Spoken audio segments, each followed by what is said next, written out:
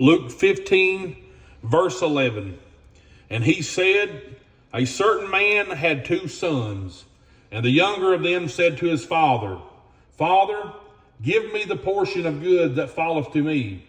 And he divided unto them his living. And not many days after, the younger son gathered all together, and took his journey into a far country, and there wasted his substance with riotous living. And when he had spent all, there arose a mighty famine in that land, and he began to be in want. And he went and joined himself to a citizen of that country, and he sent him into his fields to feed swine.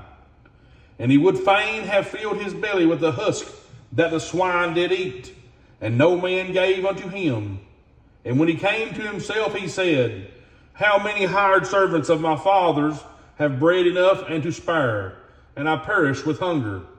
I will arise and go to my father, and will say unto him, Father, I have sinned against heaven and before thee, and am no more worthy to be called thy son. Make me as one of thy hired servants. And he arose and came to his father. But when he was yet a great way off, his father saw him, and had compassion, and ran and fell on his neck and kissed him. And the son said unto him, Father, I have sinned against heaven and in thy sight, and am no more worthy to be called thy son. But the father said to his servants, Bring forth the best robe, and put it on him, and put a ring on his hand and shoes on his feet. And bring hither the fatted calf, and kill it, and let us eat and be merry. For this my son was dead, and is alive again. He was lost, and is found. And they began to be merry. Now his elder son was in the field, and as he came and drew nigh to the house, he heard music and dancing. And he called one of the servants, and asked what these things meant.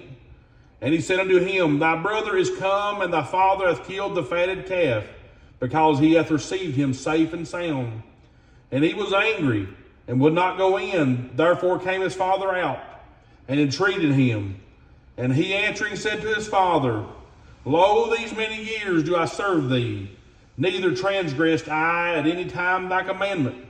And yet thou never gavest to me a kid, that I might make merry with my friends.